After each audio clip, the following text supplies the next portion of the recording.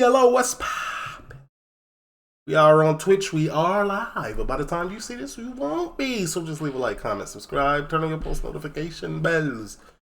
Let's continue to grow the family from Chicago to the UK. Right behind me, you see a little warning screen. You never know. So it's there.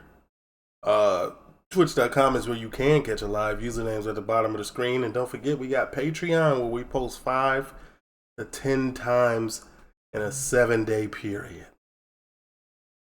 My favorite thing to react to on there is Premier League highlights. And link down in the description below, man. This is Danny Dyer's meets Bradley Welsh. Ooh. All right, Danny, entertain me.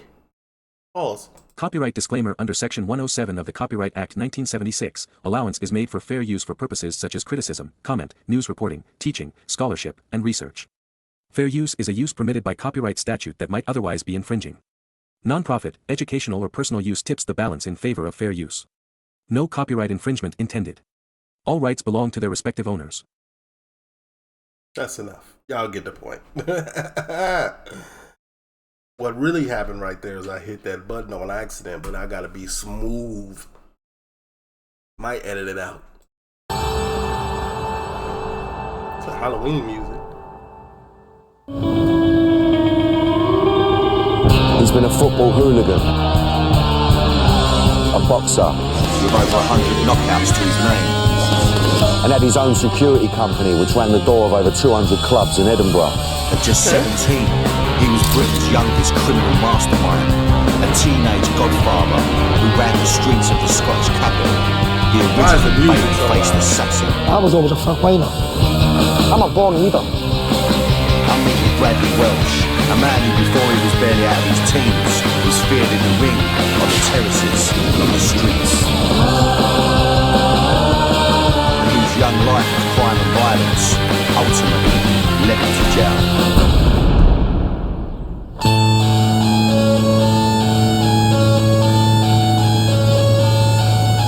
Now, I've met him before when we made a film about football hooligans a couple of years ago, so I know all about his fearsome reputation.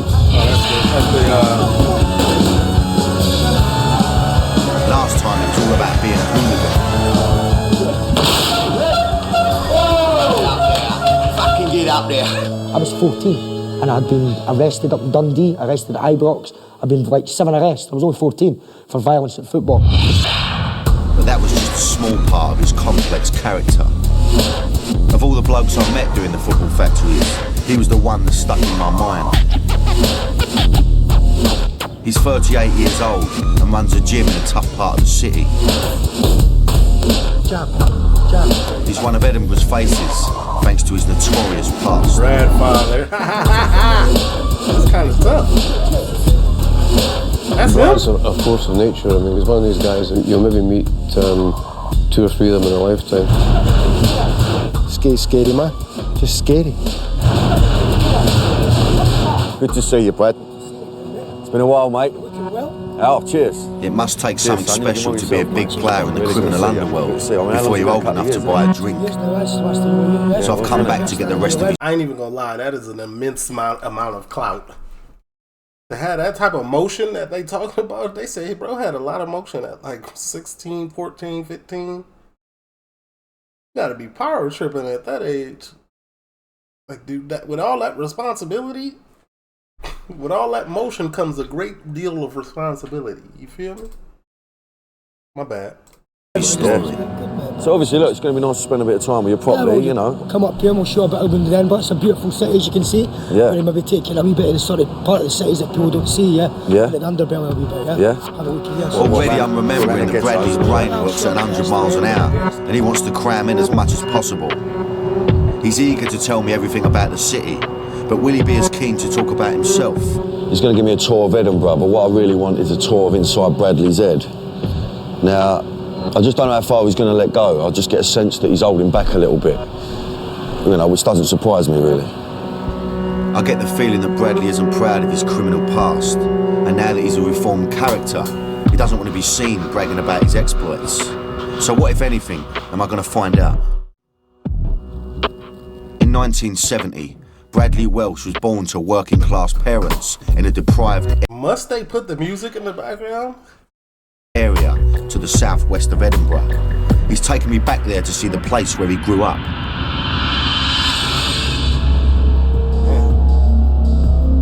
They look clean though. It had to be refurbished. So this is Morden, yeah? This is where I was, I was born, yeah?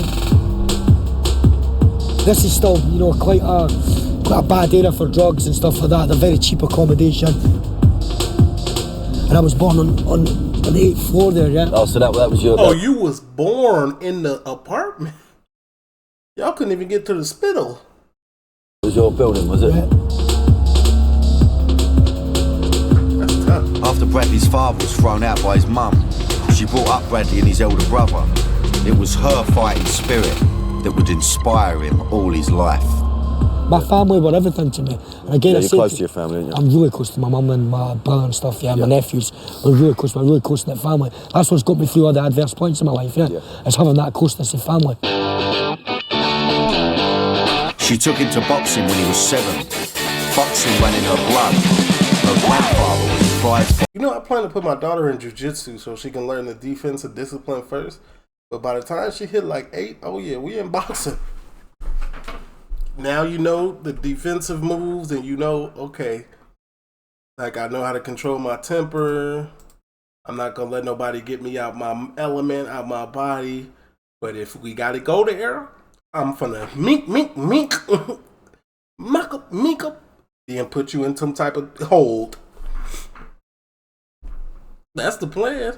You got to get but you got to get that jiu-jitsu in them first. Get that jiu-jitsu, any type of martial arts in them first. Because that ground stuff is always harder to learn. It got to be natural movements. And you get it becomes natural the younger you learn that stuff. I do not condone violence, but I do condone defending yourself. At the age of 11, 12 years old, I had under maybe 250 fights. So I was boxing from the age of 7 years old, which I started to do as somebody to channel my sort of energies into. It was my mother and my brother that got me to do that, because I was a bit of a wayward child, shall we say, yeah? It was his first boxing He had match. them mugs too. I can remember it like it was yesterday. It was only 2 rounds. We were only 8.5 or 9 years old, and the referee stopped Bradley. He was like slowing him down. He was going so fast that he was turning around full circle, and he was going so fast. And that sums Bradley up. He excelled in the ring, small, wiry, and with explosive power. He had a never-say-die attitude. He won bout after bout and established himself as a genuine contender. Okay, but then what happened? Hooliganism. Got it. Hooliganism. But it was I feel like if you got something going for yourself back in these days and you get on the hooligan boat, like it's over. I don't want to to me from the outside looking in, it's almost like hooliganism is a gateway to the streets or anything like underworld is what they would call it. But in America, like hooliganism is the same thing as what they make it seem like is hooliganism is the same thing as like joining a gang. Like it's all you're throwing your life away if you're doing this. This is how deep it is. his passion for violence outside the ring that would define Bradley Welsh. I was winning Scottish titles and stuff. But the same day I was winning Scottish titles, I was running away from the competition, jumping on buses from Meadowbank up to the football and then fighting on the streets.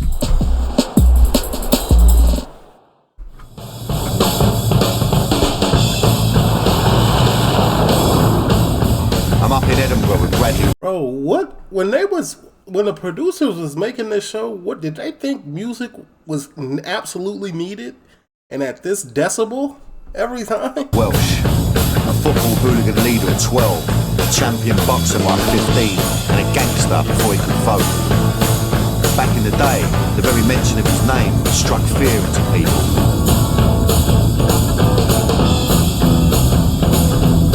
From what he told me so far, I realised that first and foremost, he's a product of his hometown. All the hard men come from here. all the hard kids come from, all the laddies that are good workers, good grafters, good earners, and they can all fight. Can all fight with their hands, yeah? There's something in the genetics up here, yeah? Because I think that, like, a lot of people are a product of their environment. I forgot, like, that does play a role in it. But you can't fight, you didn't survive up here. Simple as that. Just like that's how Chicago used to be until everybody started getting guns. A lot of people in Chicago can really throw them mugs, like, can really fight, but it's too risky to walk in somewhere and think you about to fight now. It's too risky to think you about to get into it with somebody and meet up and throw hands. Like, it's not gonna happen. And everybody knows there's a violent side to Edinburgh that the guidebooks definitely don't tell you about. The underbelly's always been with Edinburgh, this Jekyll and Hyde side to the city. And, you know, you see it's very evident, like the old town and the new town, and even within these areas, you know, rich and poor live together. What that means is that the other parts of the city where people actually live are almost kind of deemed not to exist. But whether rich or poor, one thing in Edinburgh did bring everyone together. Well, half of Edinburgh anyway. Easter Road is home to one of the city's two football clubs, Hibernian FC. Outside note, I'm sorry for pausing. No, I'm not. This is a reaction channel. If you want to go watch the full video uninterrupted, do so. Now that I'm really watching Premier League, I can see the devotion. Like, I understand 100%. Like, I understand. That's all I got to say. Like, I get it. But the hooliganism, I not that part, but everything else y'all be on, like, I get it. Bradley wasn't a football fan. Boxing was his passion. But when he was taken to see Hibs play, he was shocked by what he saw happening to his city.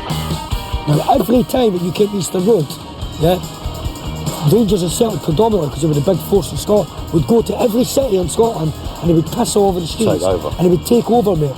As a young boy coming down here at 12 years old, I was fearless. I was a boxer, I'd had about 200 fights, mate. And then coming here, I used to see Hibs supporters hide their scarves. And I can remember going on the train with somebody and saying, oh, you better hide your scarf. And to me, that was like, what?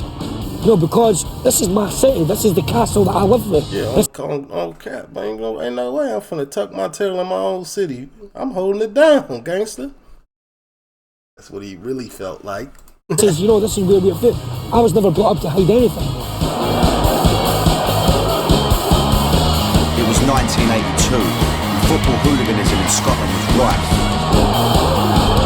Bradley's elder brother was part of Hibernian's main hooligan firm, the Capital City Service. Oh, y'all were so wild back in the day. Y'all was unhinged.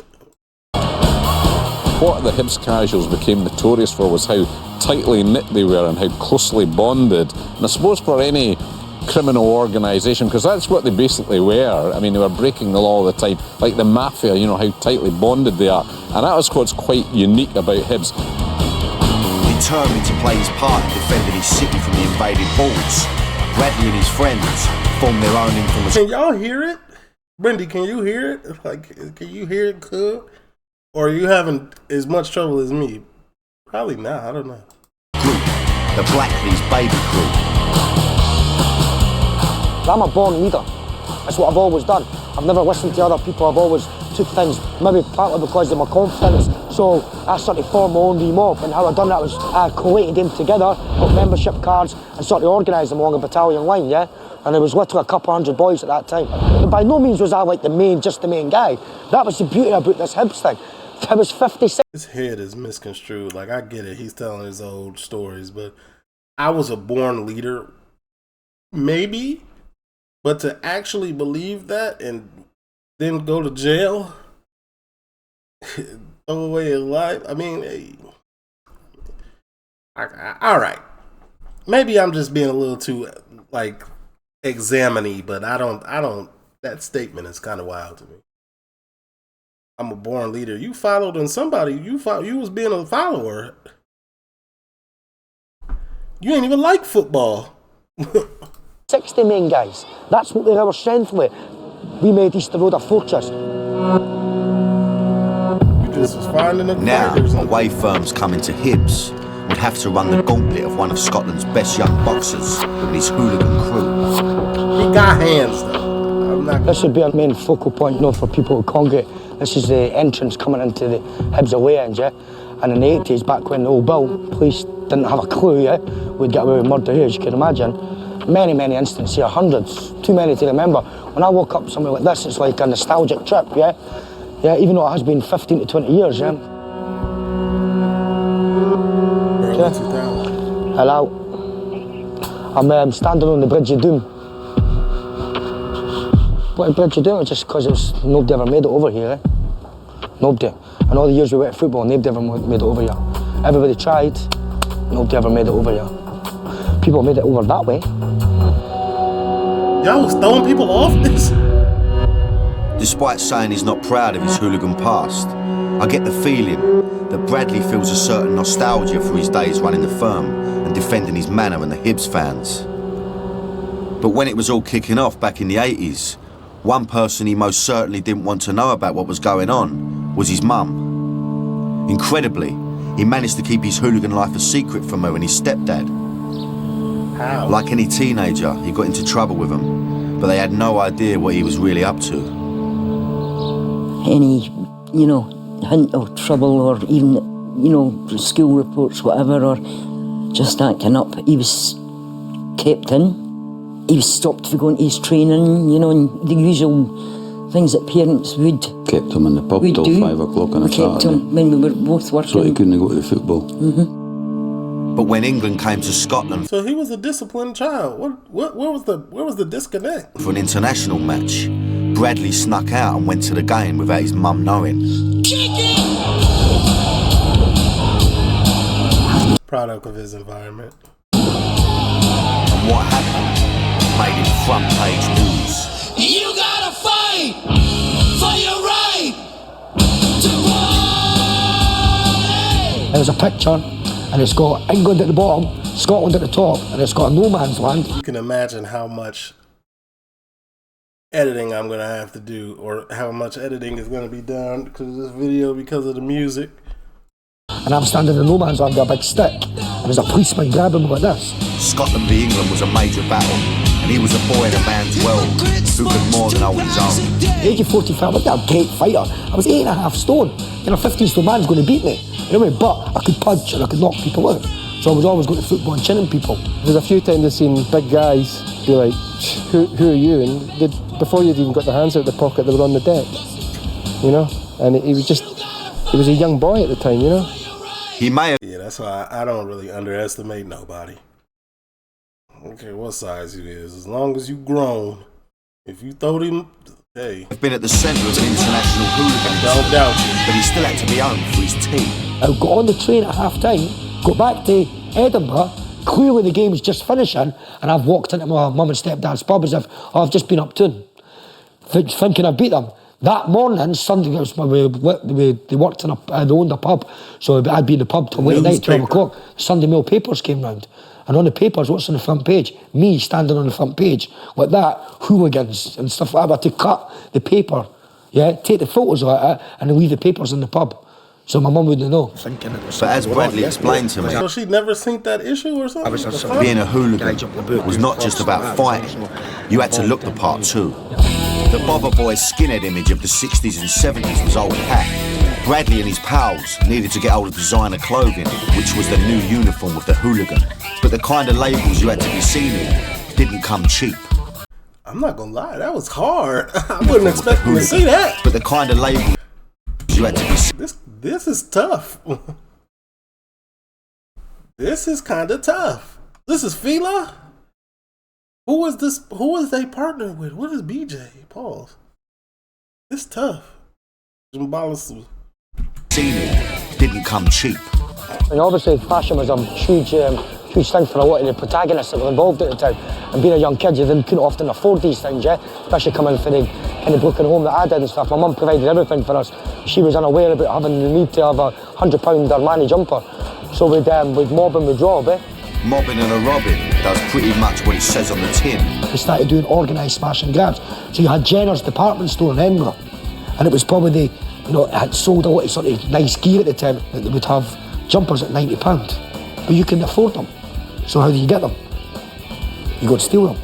But you don't go in the shop and steal them, you wait till night time, there's nobody in the shop, and you and your pals, 20 years, organise the streets, and then you go and you smash the window and you climb in the store and you help yourself. And Jenner's got done. That's crazy. Smash and grab is 50 years old.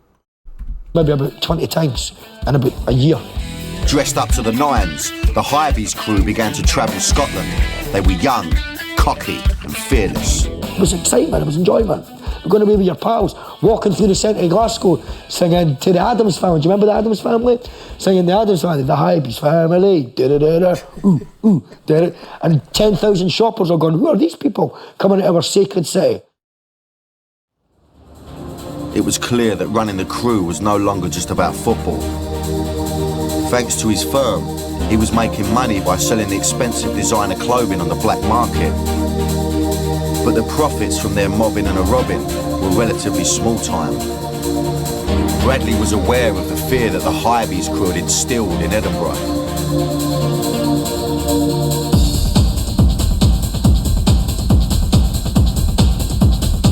Basically, I mean, I always remember the club scene as just getting absolutely on pills and sort of dancing our heads off. In the late Boy, she is activated. Look at this thing. On pills and sort of dancing our heads off.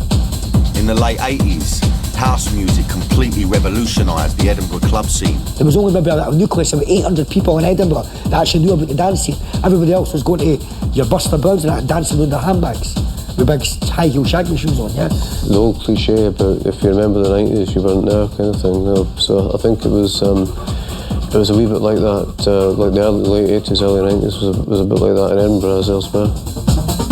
With the music came the drugs.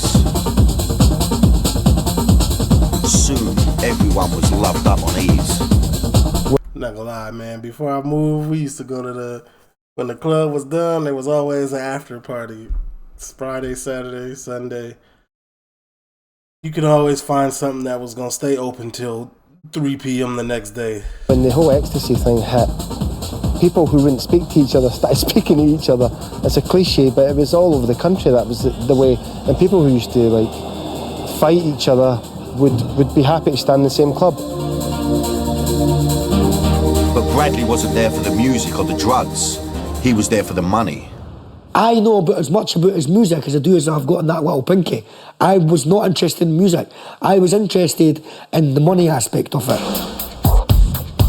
Many club owners at the time were scared of the Hibs casuals causing trouble on their premises. So Bradley saw this as an opportunity to capitalise on his position and notoriety. He went into business with a company called Westland Security, who provided the muscle on the doors of some of Edinburgh's biggest clubs. But Westland wanted more contracts, and Bradley's role was to go and get them. Edinburgh was known for, its casual thing, and I just saw the opportunity with that there, yeah? All these bar and club owners that were sort of, hiring security to try and keep these supposed troublemakers out. So I went out there and overnight, maybe got 3/4 of the doors in Edinburgh. Before long, the doors of most of Edinburgh's clubs were controlled by Bradley and Westland. Because I was in the overdrive now. I was 17 years old, just turning 18, and I was going, I thought I was Don Corleone.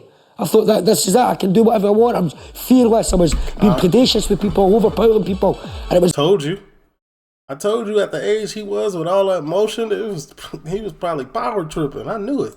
I was a kick, you remember?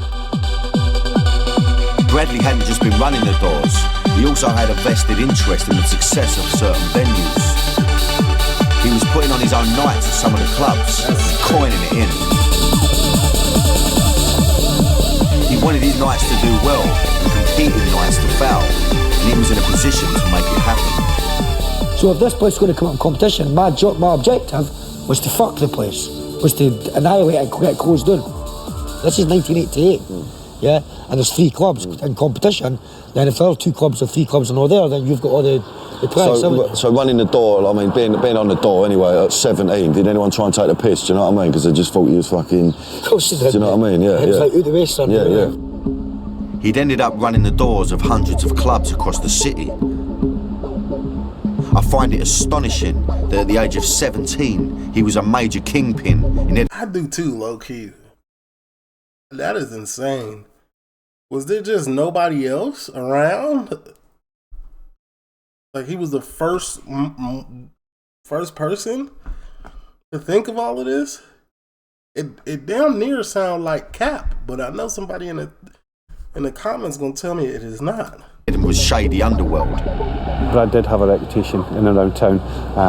Sometimes I think with any reputation it kind of blows itself out of all proportion depending on who's telling the story and what the audience is. But for sure Brad could handle himself, could take care of himself, and you know, at points where it was necessary, I'm sure he did, you know, and I'm sure he looked out for our club interest and his own, you know. So Bradley was starting to use more and more extreme measures to muscle his way into business.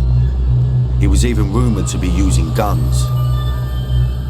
Well, I'd done that for the end of one of them, for a gun basically, and a word, yeah? But I would know something, I would rather have a gun in my hand than a kind word, yeah?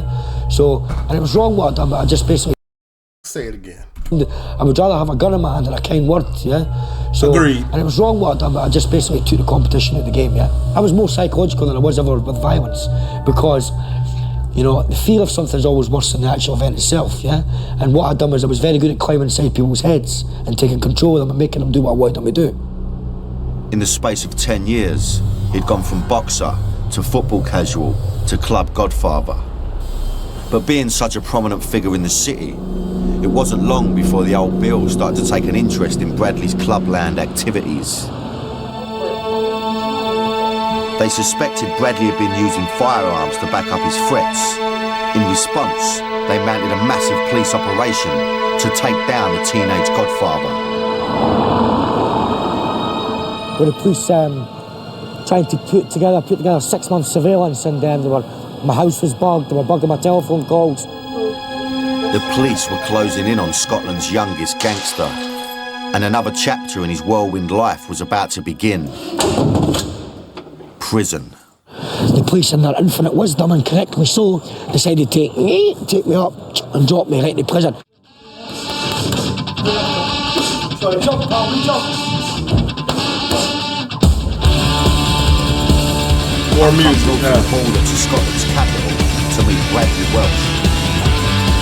He's revealed to me how he had risen to a position of godfather-like prominence by crushing. This is a recap. By outs. The party was about to come to an end. The police had been tracking Bradley for 6 months and had even bugged his telephone. Not gonna lie, the level of music they put is ridiculous. His and his mum's world was about to come crashing down. Here we go. Police. I can remember it like it was yesterday. You were at your work. I was just finishing work in the Haymarket Bar, and a friend came to say that Bradley had been arrested that day, early that day, 11 or 12, I'm not quite sure what time it was. And that was the beginning of the whole nightmare. Unbeknown to his family, Bradley was in serious trouble. The biggest shock of my life, and I was at home on my own. It was about a week after he had been arrested, and we still knew nothing at this time. And I knock at the door, and I was in the house myself, and there was 4 big 6-footers in suits with a warrant to search the house. And I'm probably what they call naive or whatever, let them in and let them search. At that time I didn't know they were actually searching for, unbelievably, a gun. Your son was good. He was a good son. He kept it out of his mom's eyesight. God almighty, unbelievable, so frightening. A case was brought against Bradley at Edinburgh High Court. Even though there was 3 main charges, they consisted of about 70 sub-charges. I can remember getting it, and nobody had seen the indictment when it came. It came through my cell door, and it nearly broke a hole in the floor, the size of it, yeah. I took it to my lawyer, And I looked it over and he just turned the first page, turned the second page, kept turning the third, fourth, fifth, sixth, seventh, eighth, ninth, 10th page. And he just said, I said, how's it looking? He went, you're fucked. The charges were very serious. They included extortion and demanding £5,000 at gunpoint. But he was cleared on both of these counts. His family expected him to be home later that evening. Alan stood waiting to hear the sentence, and he says to the lawyers, Bradley will be coming home tonight to the QC. And the QC replied to Alan and said, Alan, it's not over yet. It's brilliant news, it's a good result, but he's still got to, got to go back in here. So, and Alan said, no, I'll never forget his words. He says, Bradley will be having a steak pie at the All Night Bakers tonight, along with us. But it wasn't to be. He was sentenced to 4 years in prison for possession of ammunition and menaces against an estate agent. For possession of ammunition and what? Prison for possession of ammunition and menaces against an estate agent. And menaces against a... What does that even mean? Menaces against an estate agent? Like threats? The king of the club scene would spend his 21st birthday behind bars. Jimbo, yeah, I would. Total devastation. I remember the first night we both went home for the court, and you went into his bedroom, and it was like a death in the family. Hey, remember you saying that when you walked into his room, and the room was unusually clean and tidy, and that was it for nearly 4 years. Bradley's new accommodation was full of inmates from rival firms who knew him from his hooligan days. They had old scores to settle, and he received a warm Glaswegian welcome.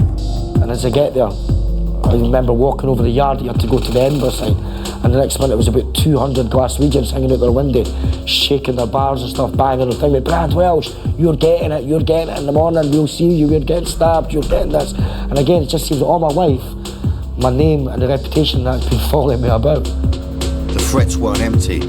Bradley was forced to fight for survival and was punished. Probably no problem. I had certain problems I had to deal with from a violent side, which resulted in me being and being put in a place called the Dyer, which is solitary confinement. And a couple of incidents that happened led to me being restrained in a straitjacket. Damn. It must have been tough for Bradley when he went inside. This was a bloke who had been in control of everything he'd done in his life up till now. The point of the gong? Whether he was in the ring or on the streets. And now he'd hit rock bottom, lying on the floor of a prison cell in a straitjacket, separated from his friends and family, but had never felt more alone. Then suddenly, the simplest of things began to pick him up. I was lying in a prison cell in the middle of nowhere, God-forsaken, forgotten, lying thinking, what's happening?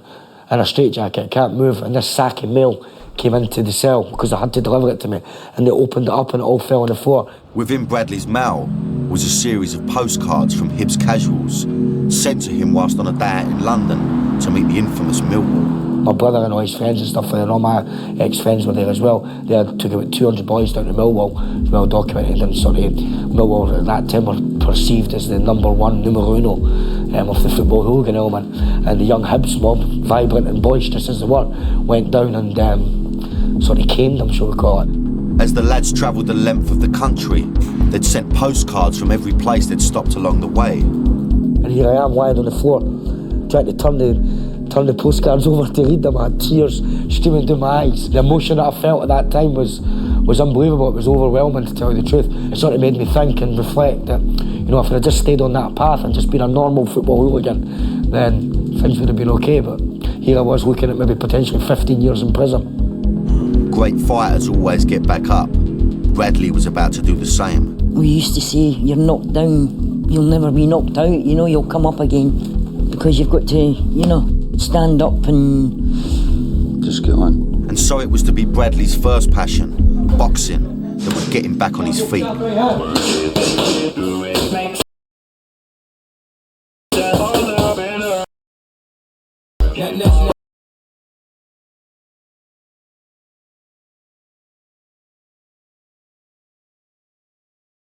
That he was involved in the club scene, Bradley had kept up his boxing, and he was not just any old contender. As Scottish Eastern District champ, he was on the verge of representing Britain at the 1992 Olympic Games in Barcelona. He was actually on the That's salutable. Olympic select team. Okay. And instead of going there, he was locked up. Couldn't believe it. Bradley never did fight for Britain at the Olympics. He was too busy fighting for himself. His many enemies on the inside, there was an unexpected friendly face who would help him turn a corner. I'm not gonna lie, they really wild for that. There's no way that they got that. Somebody dubbed these over the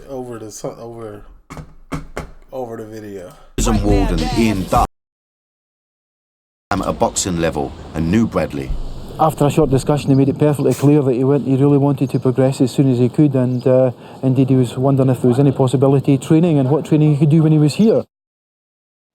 With the backing of Ian Duff and the prison services, Bradley started training.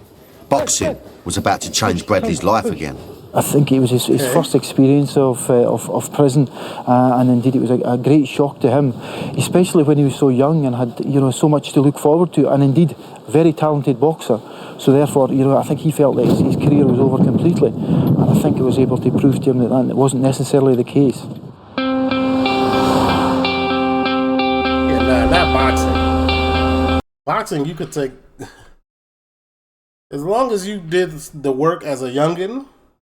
Even through the teenage years, if you made it somewhere, they'll wait on you. As long as you keep your skills honed and sharp, you good. Today, Bradley's coming back to the prison where his rehabilitation began. I've travelled this road many times, in prison vans and in normal cars, and I'm looking forward to it. I mean, there's no fear or trepidation for me, but I'm looking forward to seeing the people doing it. For the first time in 15 years, he's going to meet the man who helped him fight back. Excuse me. Mr. Duff, long time no see, sir. Good to see you, mate. You too. Hey, you're looking good. I can. I put all this weight on the way. Yeah, tell me about it. Cheers, mate. Okay, man. Remember this, Brad? Yeah, that was cell over there. Yeah, wasn't it? I think it was cell number 6. I think that was cell 6. It was, I believe. It was cell 6. What prison is this? It looks unique, kinda. I ain't never seen. Hey, is somebody in it? There's nobody in it at the moment, I don't think. But I'm going to quick look. Remember that? Brings back memories, doesn't it? Brings back memories. Well, actually, I remember, see when you first came in, as I said to you earlier, I remember. The desk used to be, I remember you said the desk. The hot plate and that used to be there as well, yeah. Yeah, so the hot plate was there. There wasn't a ceiling here that here, and this has all been sealing. That's what I was just about to say. Like, it looked unique because of this ceiling. Like, why is this here? Off, eh? So, well, it used to be like a proper landing, yeah. So you did the stairs along. Remember, you took the stairs along there as well. That's right, aye. So I mean, it does bring back. Initially, I thought I wouldn't be so responsive to the emotions that I'm having, but Ken, being locked up, it's no fun, mate, is it? For anybody, it's no fun being locked up 23 hours a day, or even behind the door, no liberties, no family, no contact, no good for anybody. Just looks the same, Mr. Duff, do you know that? You've got the multi-gym there. Same multi-gym as. Used to do a wee bit of bag work and stuff over there, remember? I remember we used to put a few bags in that up here and stuff. There's the hook still there. There's a hook still up there, aye. Now that takes me back. Does it still get used, is it? That's it, yep. The last time Ian had seen Bradley before prison was 10 years earlier, when Bradley had been the mascot for the Scottish amateur boxing team that Ian captained. I thought, I recognise that name, and I thought, it absolutely can't be the same guy. So I came along to the cell, opened the door, looked at him and went, oh, for goodness sake, Brad, what are you doing here? Exactly. And if you remember, you were actually shadowboxing at the time, and you looked at me, and I just thought, it was just sort of that, oh God, no, you know. That's true, I remember that. I was shadowboxing that. I think I had a wee bit of problems and stuff like that, but it was a guiding light for me to be able to train again and to have somebody to focus on and know the nonsense that was going on, because let's face it, endemically with... Bro, I had to go to jail to lock in like that. I mean, a lot of people do sometimes, man. A hole like, back in that time, you know, it was like a fucking monkey house, wasn't it? But being in prison, you've been denied your family contact, denied your... I loved my mum and my nephews, my brother and my friends and stuff, and to be taken away from them, it's not a good experience. I mean, I understand that some people out there, prison is viewed as as an occupational hazard, and it doesn't have to be like that. You know, there's other things that you can do, especially in this day and age. Fuck no. I'm sorry, I don't care how you wrap this in a bow, I'm not going ever. You hear me? Stay up out of there. I mean, if you gotta go, make the best out of it, of course, but that. Bradley started to see the light at the end of the tunnel. There's only one rule when you're in a place like this, to get back out. That's it.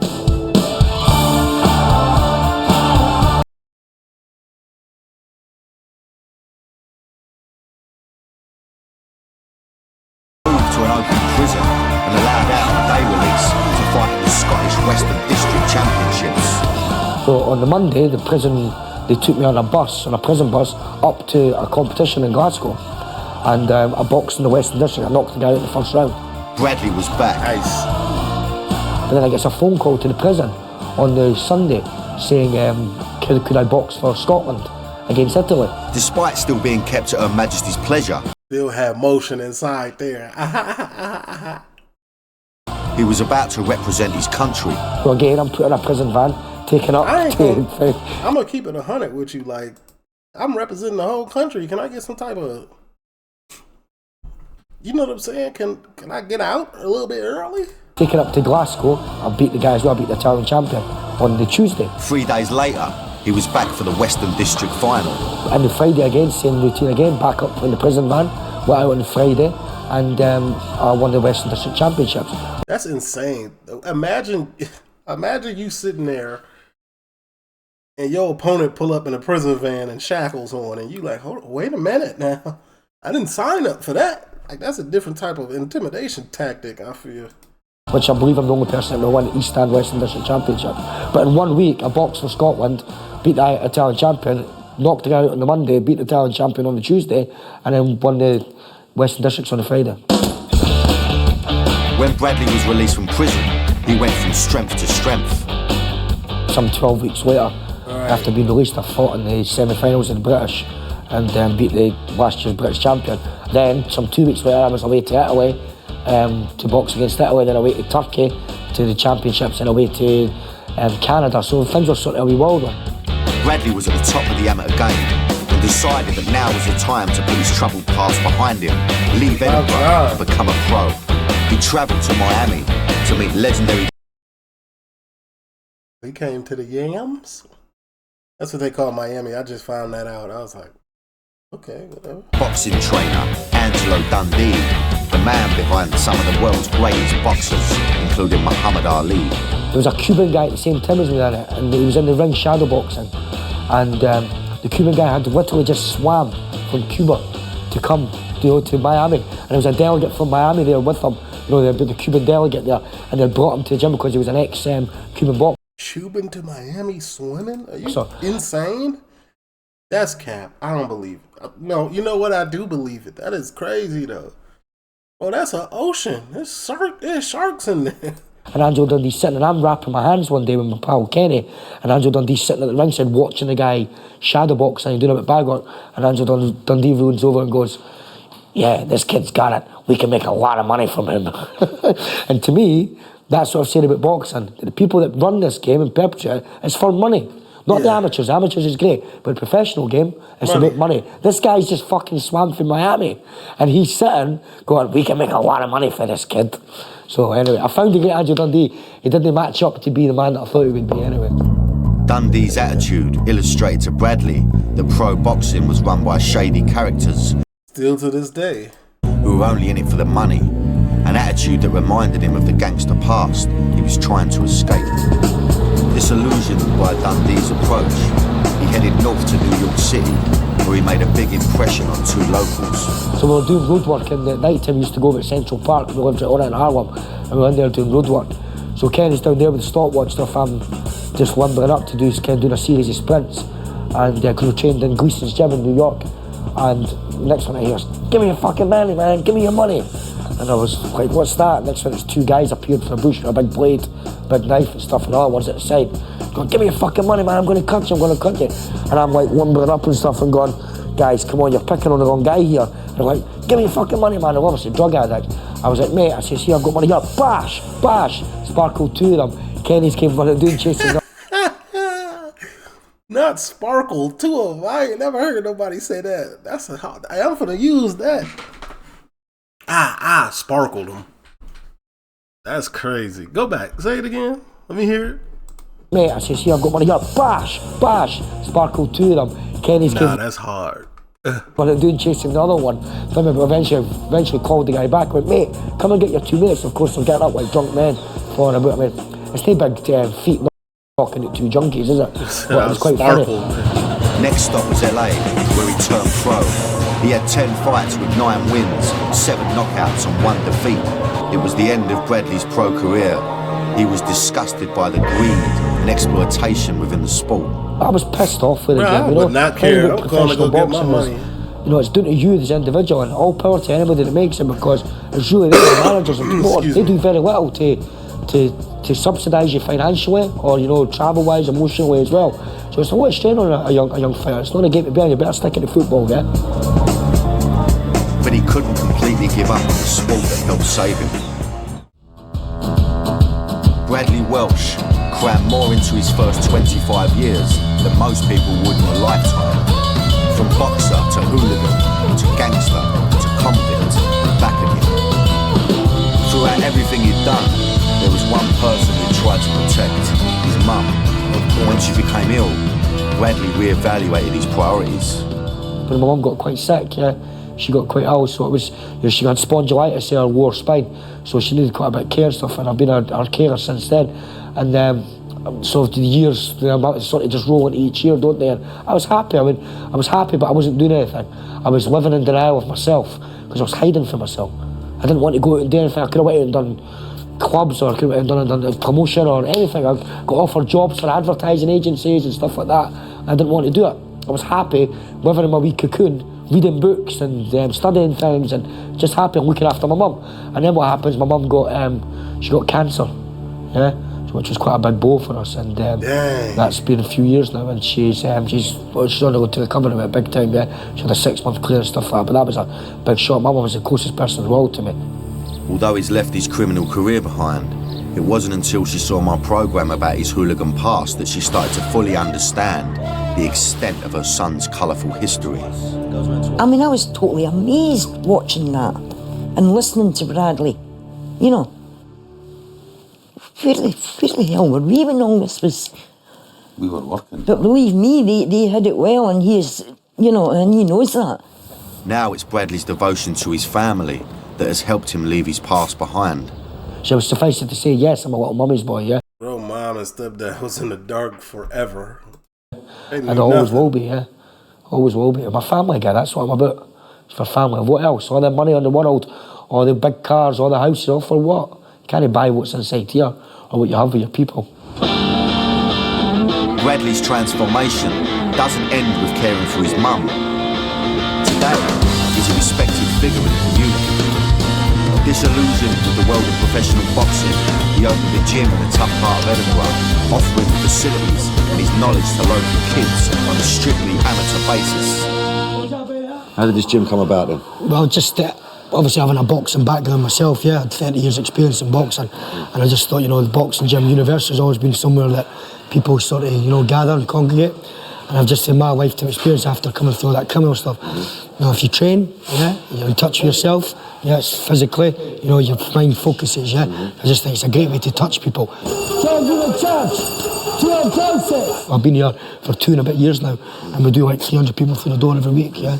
So it's demanding. I mean, that's 300 people, it's like being a social worker, yeah. People come in, they've got their own problems, but I just believe that when you train, you know, you get rid of that part. It's a great way.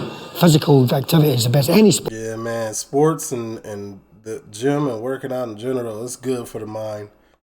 It's good for the mind. When you're stressed out, you just get in there and do what you do, and then everything seems to like fade away. It doesn't matter whether it's boxing, judo, karate, whatever. Any kind of physical activity is going to touch somebody. Now, physical activity is not one of our strong points, but Bradley and the crew insisted. It was time for me to put the gloves on and have a little go myself. Get that left foot forward, then I want you to look like a shot. No, so fist. Take your time, tell that left hand to come and hit that. jab. Good. In the middle, just a deltoid. Nice and easy, jab. Good. Fucking fantastic. Watch this though. Boom and pull back. Good. Go. Good. And again. Good. Did you follow directions? I see you did it right the second time, but like, where did the miscommunication come from in the first time? Jab. Good. In the middle, just a deltoid. Nice and easy, jab. Good. Fucking fantastic. Watch this though. Boom and pull back. Pull it back. Good. Go. Left Good. it. And again. Good. You fucking Danny boy's done this before, mate. Double. This was hardly what I spent my days off doing, and I was starting to wish I smoked a bit less. Look at the spots. Go. Go. Go. Go. Not bad, but you never looked at the spot. He's certainly a tough taskmaster. I can see that he still has a glint of a fighter in his eye, and now he channels that fighting spirit into helping others in his hometown. Look, right, lift up. Look, right, too low, you fight. It's fucking, look, West Ham Millwall, look, fucking what's happening? Up here, mate. Look, up, look, back, boom, look, bingo! Needless to say, Ricky Hatton won't be having any sleepless nights. I'm so unfit, mate, it's unbelievable. I need to get up here, mate, I tell you. You know what I mean? I'd probably struggle against Ricky Martin. That's not sparring, that's Padlock. Tell you what, he's got a lot of potential. If the acting game didn't work out, he can certainly come up here. Good boy. Alright? Good boy. Good man. No way. At a very young age, Bradley had power, money, and notoriety. But ultimately, that wasn't important to him. Now, after paying the price for his criminal past with 3 years of his freedom, he's come to realise what is important. Never lets anything get him down, and I'm like that as well. If you know to go so far down, there's only one place to go, boy, and that's up. Back up again, eh? And it's not even a case of if at first you don't succeed. There was never any question in our minds. He would come home and he would carry on. And he did, and that is the proudest moment of our life. It's not doing it. All right, we get it. It's not how you start, it's how you finish. That's the song, right?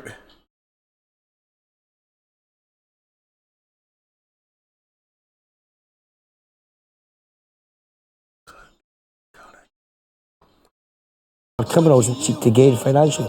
To buy what? Can you buy your family? Can you buy your friends? When you lose your money, you lose nothing. When you lose your health, you lose something. When you lose your character, you lose everything. And that's something that we've got in abundance. I hear you. Money would have been good. God damn it, y'all didn't hear the last. Oh my God, they was playing the music. My fault. Go back. Everybody gets knocked down. I feel like it was needed to hear. It was important. People that are criminals and seek to gain financially. To buy what? Can you buy your family? You can buy your family nice things, yes. Buy your friends. You can. When you lose your money, you lose nothing. When you lose your health, you lose something. Also true. When you lose your character, you lose everything. And that's something that we've got in abundance. Salute, man. The only thing I don't like about this, man, is the music be killing me. I remember I used to react to these, and I don't remember there be this much music in them. But, you know, tell her, leave it like, comment, I'm gone.